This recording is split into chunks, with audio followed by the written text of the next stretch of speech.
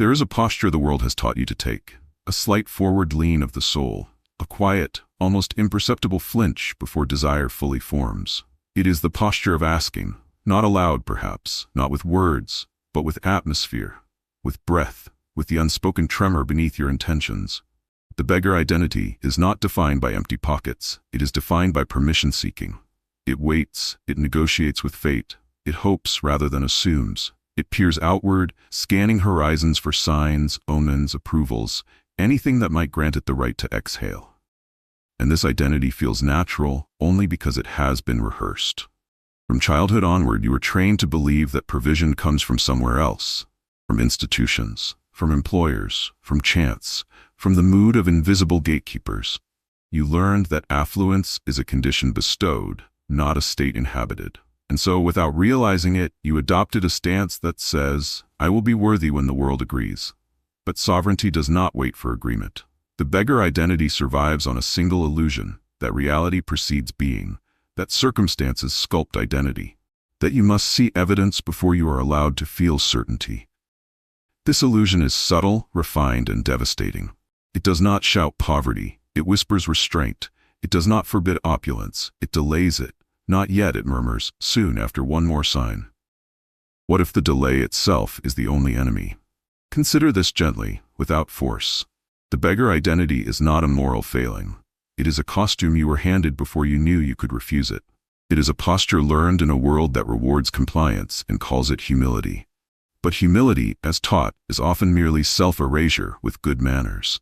The sovereign does not erase themselves. To dissolve this identity, you do not fight it. You outgrow it.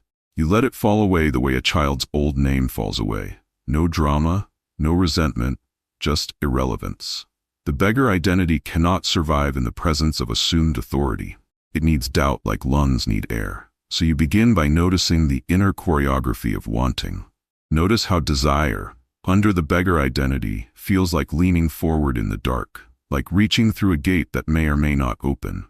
There is tension in the wanting. A tightening, a subtle bargain being struck with life. If you give me this, I will finally relax. Now imagine, what if relaxation came first? What if the feeling of being provided for were not the result of affluence but its cause? What if the nervous system had been waiting for your permission to stand upright? There is a moment, quiet, unannounced, when the beggar identity begins to dissolve. It happens when you stop explaining yourself to the unseen, when you stop justifying your desires. When you realize that wanting no longer feels like asking, but like remembering. The sovereign does not want to be given. The sovereign expects to be supplied. Expectation is not arrogance, it is alignment. Think of the phrase, inexhaustible supply.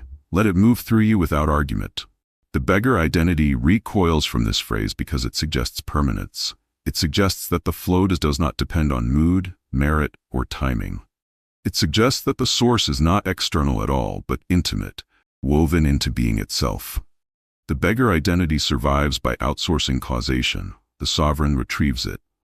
And so the first dissolution is this. You no longer ask reality if it will support you. You assume that support is the baseline condition of existence.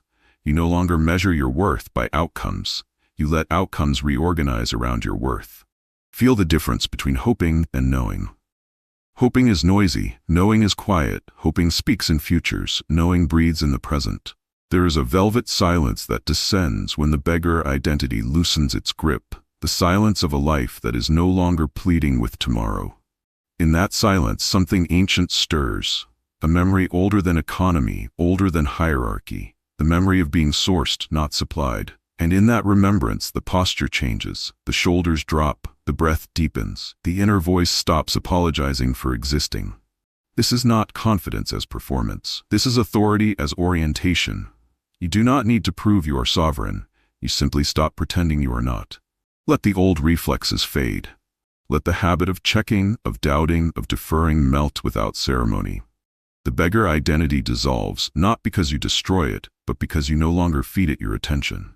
And in its absence, space appears. Space for opulence to feel normal. Space for lucre to circulate without drama.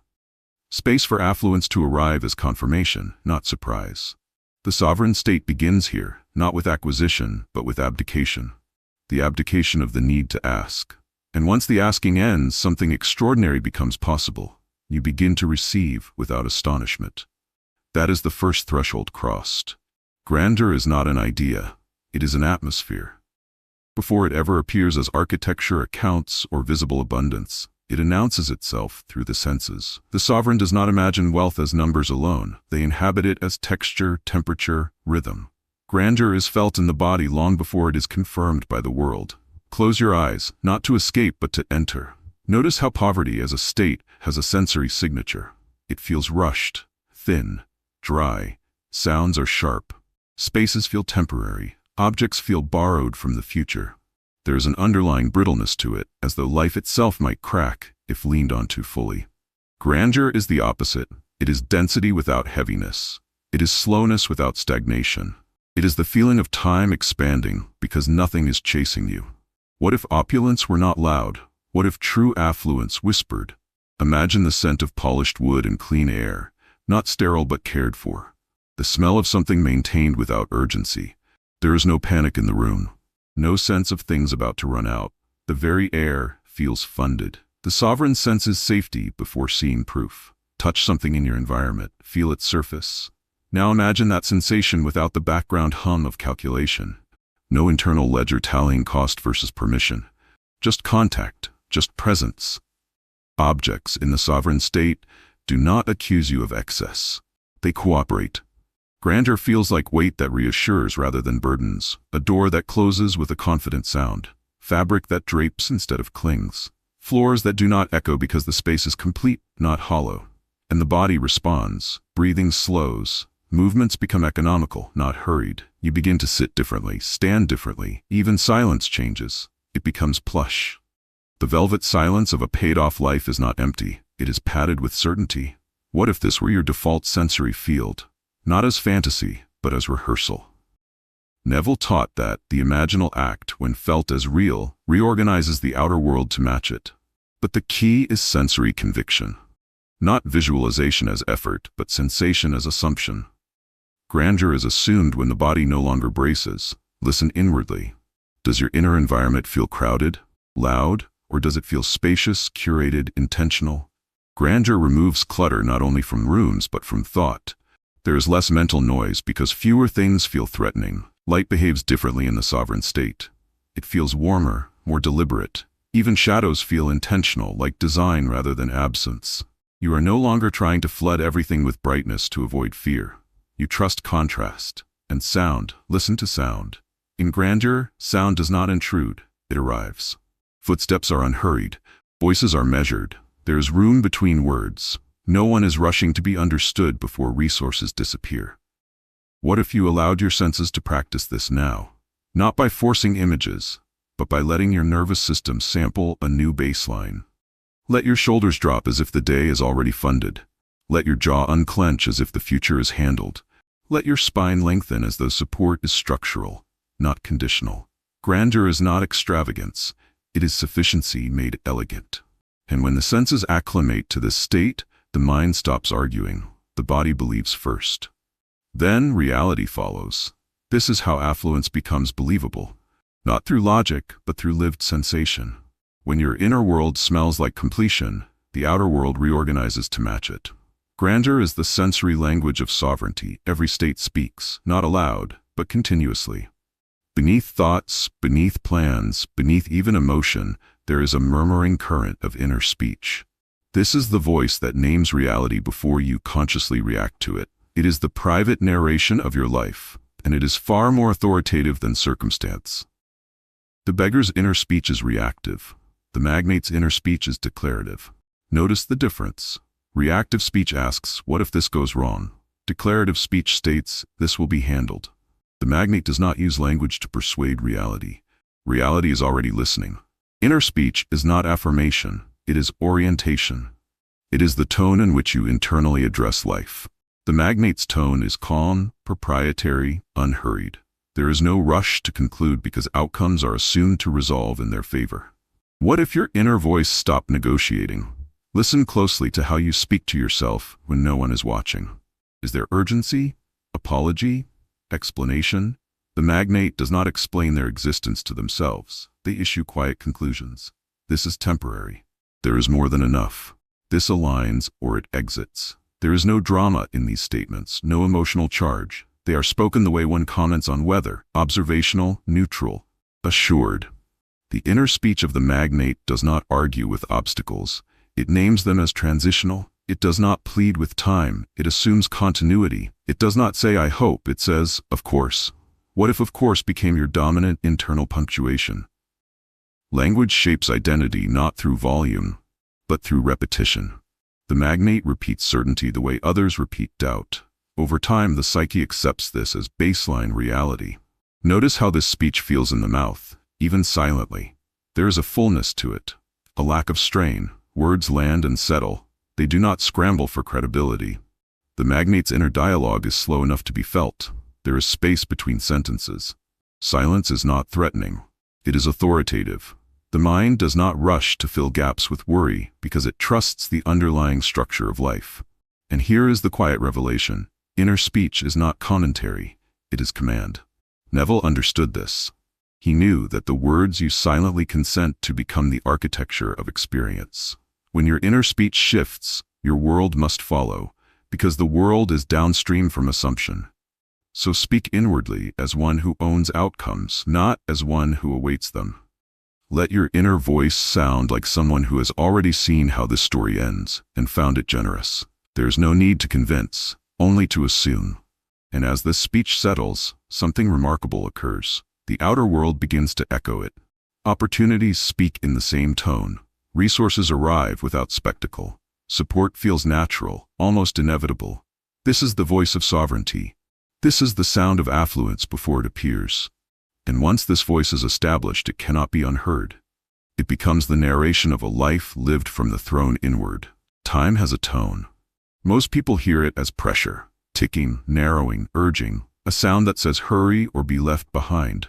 This is the rhythm of the subordinate state, where time is experienced as an external force that withholds, delays, and judges readiness. But sovereignty alters time's posture. The magnate does not race the clock. The magnate paces it.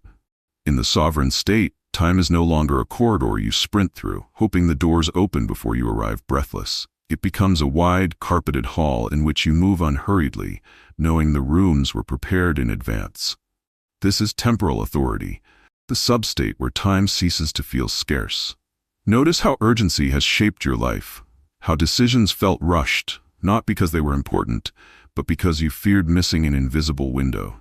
How patience felt like a gamble rather than a certainty.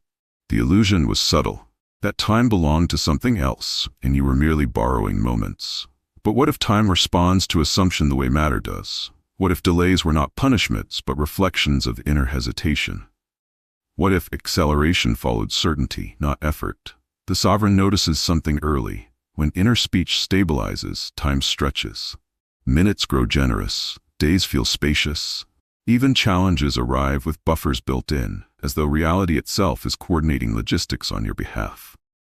This is not mysticism, it is coherence. When the nervous system no longer anticipates threat, it stops compressing experience. Urgency dissolves, and with it the sensation of always being late to your own life. The body enters a tempo that invites alignment rather than collision. In this state, appointments line up without friction. Decisions mature without pressure. Opportunities do not demand frantic readiness. They arrive when you are already standing where you need to be. What if punctuality were not about clocks, but about identity? The magnate's relationship with time is intimate. Time does not need to be managed. It needs to be trusted. There is an underlying knowing that nothing meant for you can miss you, and nothing unmeant can trap you. Feel the difference between waiting and allowing. Waiting is tense. Allowing is settled. Temporal authority feels like this. The future is no longer a cliff you approach anxiously, but a shoreline that comes toward you at a measured, inevitable pace. You are not chasing events. Events are converging. Even memory changes here. The past loses its grip because it is no longer needed as proof. You stop revisiting what went wrong because you no longer consult yesterday for permission to expect better tomorrow. And planning becomes elegant. Not obsessive, not defensive. Plans feel provisional, adjustable, alive. You trust yourself to respond rather than over-prepare. This is how affluence deepens, not through accumulation alone, but through the luxury of unhurried living. The sense that there is time to choose well, time to savor, time to say no. The sovereign does not fear running out of time because they no longer believe time runs out. It reorganizes, it redistributes, it waits. In this substate, deadlines soften, pressure evaporates.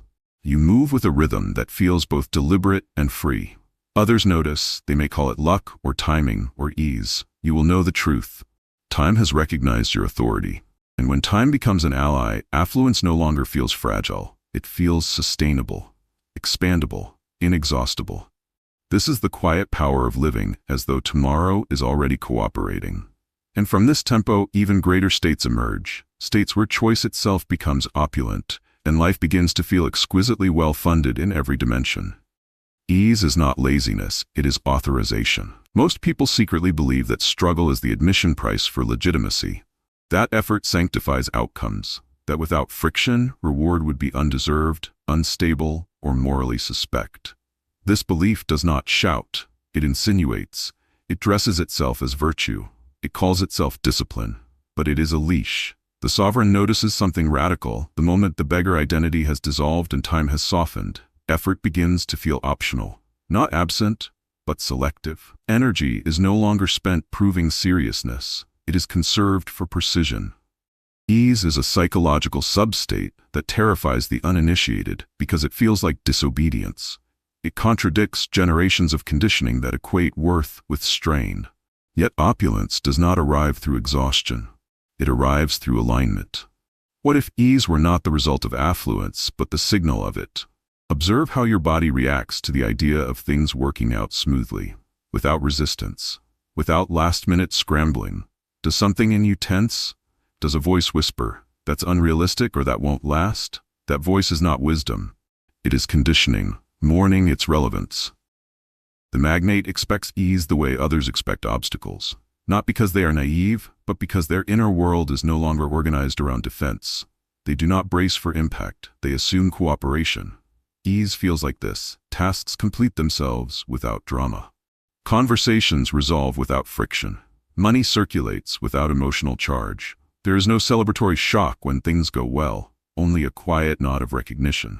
Of course, the entitlement to ease is not entitlement over others. It is entitlement to alignment, a refusal to live in perpetual resistance, a decision to stop confusing difficulty with depth.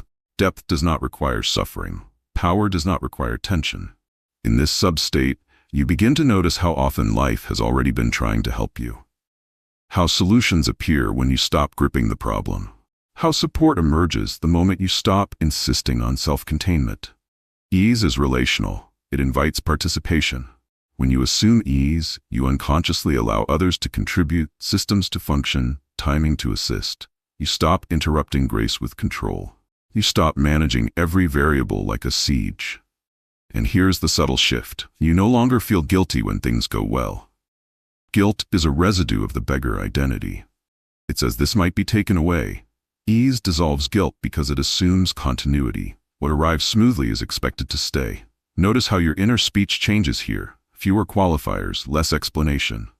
You do not narrate your good fortune defensively. You accept it as coherence. The body responds with softness. Muscles unclench, the face relaxes. There's a sensuality to ease, an enjoyment of function without friction. Even ambition becomes graceful.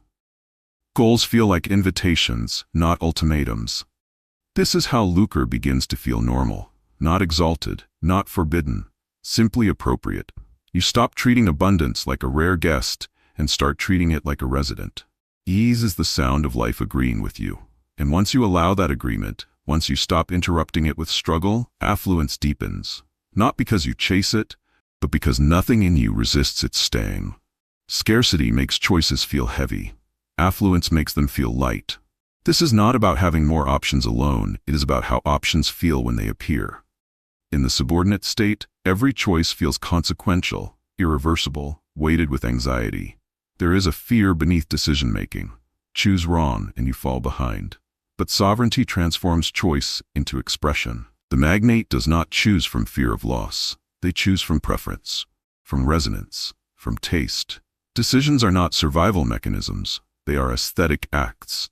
What if choice itself were a luxury? Notice how often indecision is mistaken for carefulness. In truth, indecision is often scarcity thinking in disguise, a belief that there is only one correct path, and missing it would be catastrophic.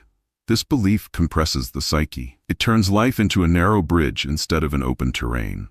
The sovereign stands differently. They know that paths multiply once chosen. That commitment creates momentum. That correction is always available. Choice in this sub-state feels playful, curious, exploratory. There is an inner trust that says, even if this is not optimal, it will still be productive. Nothing is wasted, nothing is fatal. Experience compounds.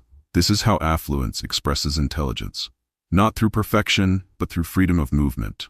Listen to how the magnate decides internally. There is no internal debate panel shouting for airtime.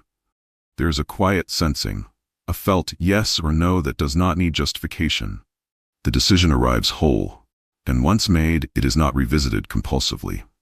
Regret dissolves here, not because mistakes vanish, but because identity is no longer at stake. You are not trying to prove that you are deserving of prosperity through flawless choices. You already assume it. This assumption creates speed, not frantic speed, but clean speed. Momentum without drag. Opulence loves decisiveness because decisiveness signals trust. Trust in self. Trust in continuity. Trust that life is not waiting to punish missteps, but to respond to engagement. As choice lightens, so does attachment. You no longer cling to outcomes because you know you can generate new ones.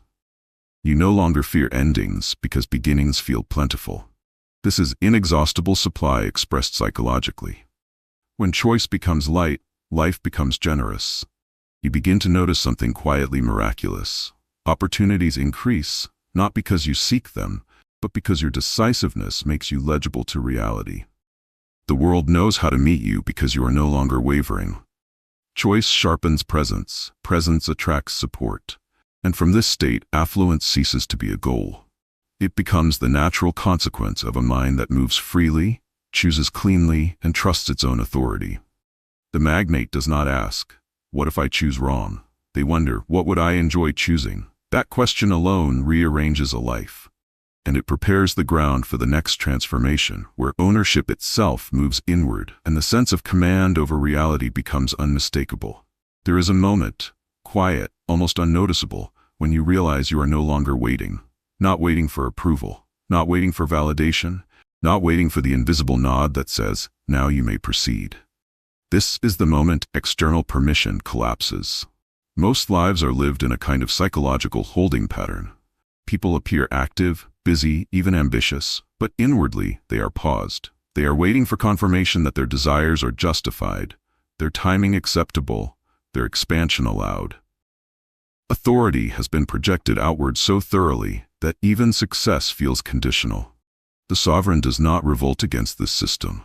They simply outgrow it. External permission dissolves when you stop imagining an audience. When your interactions no longer feel like rehearsals for judgment.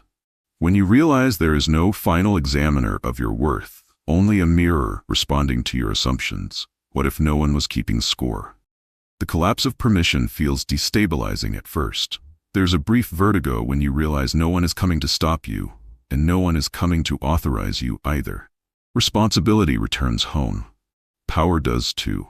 In this sub-state, you begin to notice how often you previously edited yourself, how many ideas were softened, how many impulses were delayed, how often you waited to be ready, a word that usually means approved in advance. The magnate does not pre-clear desire. They act from inner consent. Inner consent feels like this. A decision lands, and the body does not ask for witnesses. There's no mental rehearsal of objections, no imaginary committee to persuade. You simply proceed. This is not recklessness. It is coherence. Without external permission, ambition sharpens. It becomes cleaner, quieter, more precise. You stop posturing and start moving. You no longer announce intentions to test their safety. You let results speak. And results, freed from performance anxiety, accelerate. The collapse of permission also removes resentment. When no one is imagined as gatekeeper, no one is blamed for delay. You stop telling stories about being held back. You realize you were never restrained, only deferred. This realization is not cruel, it is liberating. Because once permission collapses, so does comparison. Other people's timelines lose relevance. Their approval loses leverage. Their success no longer threatens you because it does not compete with your authority. Affluence deepens here because energy stops leaking into appeasement. You no longer shape your life to be understandable. You shape it to be effective. And in that effectiveness, a new dignity emerges, not the brittle dignity of pride, but the grounded dignity of someone who knows they do not need to be chosen. They have already chosen themselves. Ownership is commonly mistaken for possession, but possession is fragile. It can be lost, contested, taxed, or taken. True ownership is a posture, a way of standing inside experience that says, "This belongs to me because I am here." The sovereign learns this distinction early. In the subordinate state, ownership is conditional. You own what you can defend. You own what you can prove. You own what others agree you own. This creates anxiety, a constant low-level vigilance, a fear of intrusion. But inner ownership precedes all outer claims. It feels like settledness, like occupying your life fully, without apology or doubt. You stop hovering at the edge of your own desires. You move into them as one moves into a home they recognize. What if ownership were a feeling before it was a fact? Notice how differently you handle something you internally own versus something you are merely borrowing. There is care, yes, but also confidence. You rearrange, you invest, you improve. You are not afraid to leave your mark. The Magnate treats reality this way. Opportunities are not approached timidly. Resources are not handled nervously. Space, physical, social, financial, is occupied with ease. There is no sense of trespassing. This posture transforms interactions. People feel it, they respond to it. Systems accommodate it, not because you demand, but because ownership is legible. It signals stability. Inner ownership also dissolves fear of loss. When ownership is internal, loss becomes transitional, not catastrophic. You know you can reconstitute, reacquire, rebuild. Nothing essential feels endangered. This is inexhaustible supply embodied. The sovereign does not clutch. They steward. They do not hoard. They circulate. Wealth flows toward those who treat it as native rather than miraculous. And here's the quiet truth. The world reflects how you inhabit it. If you stand as though you belong, doors behave accordingly. If you move as though you're provisional, reality mirrors that uncertainty. Ownership is not asserted, it is assumed. When you assume it, life adjusts its boundaries around you. Opulence does not arrive fully formed. It acclimates. At first, it may feel surreal, disorienting, even suspicious. This is the residue of an old nervous system that learned to associate abundance with instability, something that appears briefly and vanishes without warning. But sovereignty teaches the body to normalize opulence. Normalization is the final psychological threshold before affluence becomes permanent. It is the moment when abundance no longer excites or frightens you. It simply fits. Notice how the nervous system reacts to sustained ease. Does it search for the next problem? Does it anticipate a fall? These reactions are not intuition. They are withdrawal symptoms from scarcity. The Magnate allows opulence to become boring. Not dull, stable. Bills paid without ceremony. Comfort without commentary. Quality without justification. You stop narrating your good fortune internally because it no longer feels noteworthy. This is when affluence locks in. The world does not sustain what you treat as temporary. It sustains what you treat as normal. When opulence becomes your baseline expectation, reality reorganizes to maintain it. There's a profound calm here, a sense that life has stopped testing you. Not because tests are over, but because your state no longer registers them as threats. You move through environments without shrinking or inflating. You take up appropriate space. You neither hide nor perform. You simply are, and that being carries weight. This is the sovereign state nearing completion. Opulence is no longer a destination. It is the texture of daily life. It is the quiet confidence that whatever is required will be supplied, whatever is desired will be reachable, whatever is lost will be replaced or transcended. And in this naturalization, something extraordinary happens. Gratitude deepens, not as relief, but as appreciation. You are no longer thankful because you escaped lack. You are appreciative because life feels exquisitely well-funded. From here, the remaining transformations are refinements, subtle, powerful, irreversible. The sovereign state is no longer something you visit. It is where you live. There comes a point in sovereignty where explanation dies, not because you become secretive, but because justification no longer feels relevant. The urge to explain yourself, your choices, your comfort, your expansion quietly evaporates. You stop narrating your life to an imagined tribunal. Justification is a remnant of scarcity. It assumes accusation. It assumes that something must be defended before it can be enjoyed. The magnate does not defend alignment. In this substate, you notice how often you once padded your desires with context, how you softened your success with humility rituals, how you explained why things were working out as if fortune needed a disclaimer. Now, silence feels cleaner. When asked why, you answer simply or not at all. Not from arrogance, but from internal sufficiency. Your life does not require footnotes. This is the end of energetic leakage. When justification ends, energy consolidates. Power stops escaping through unnecessary speech. Presence thickens. Affluence responds immediately to this consolidation. Because wealth, true wealth, moves toward decisiveness, not apology. Desperation repels. Fascination destabilizes. Neutrality stabilizes. The magnate's emotional relationship with lucre is calm. Money is neither worshipped nor resisted. It is treated like weather, responsive, cyclical, manageable. This neutrality is not indifference, it is intimacy without obsession. Notice how scarcity creates emotional spikes around money: hope, fear, elation, dread. These spikes distort perception. They cause overreaction. They invite volatility. Neutrality smooths the field. When lucre arrives, you do not gasp. When it circulates, you do not panic. You understand flow. You trust return. This is emotional mastery, not suppression but equilibrium, and equilibrium is magnetic. Affluence prefers hosts who do not dramatize its presence. Wealth settles where it feels safe. The body, not the bank, is the first fault. In this substate, the body no longer braces against the future. There is a grounded heaviness, pleasant, anchoring. You feel weighted into the present, not pulled forward anxiously. This embodiment changes posture, gait, tone. You move like someone who expects continuity. Others sense it immediately. The nervous system no longer treats abundance as a threat. There is no subconscious urge to sabotage, spend recklessly, or flee success. The body learns how to hold opulence, and once it can hold it, it can multiply it. Urgency is panic dressed as productivity. When urgency collapses, clarity emerges. The sovereign moves when movement is clean, not when fear demands action. Deadlines lose their teeth.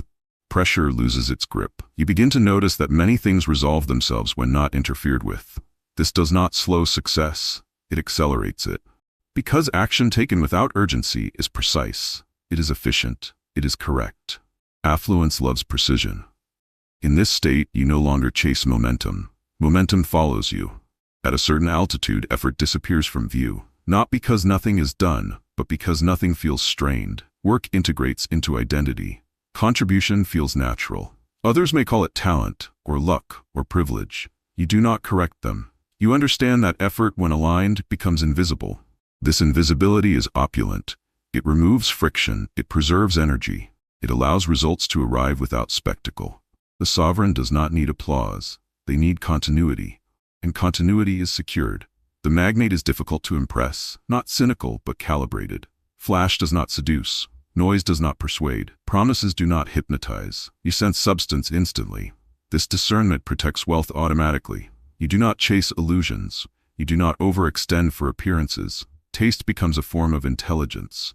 You choose environments, people, and opportunities that feel grounded, expandable, sustainable. Affluence deepens through refusal, not acquisition. Favor is not begged for. It is assumed. This expectation is not entitlement over others, it is confidence in coherence. You expect circumstances to align. You expect doors to open. You expect assistance to appear, and it does. Not dramatically, naturally. People help without being asked. Systems bend without strain. You are often in the right place without trying. Favor follows assumption. Scarcity leaves residues. Memories of lack can echo long after conditions change. In this substate, those echoes finally dissolve. You stop referencing who you were. You stop bracing for regression. The past loses authority. Your identity updates fully. You are no longer someone who came from nothing. You are someone who is something. This final severing allows wealth to remain without resistance. Generosity becomes instinctive when supply feels inexhaustible, not performative giving, not sacrificial giving, but natural circulation. You give without tracking, without depletion, without identity attachment. And giving amplifies affluence because it confirms abundance internally. What flows out returns multiplied, not as reward, but as coherence. At this level, command does not speak, it rests.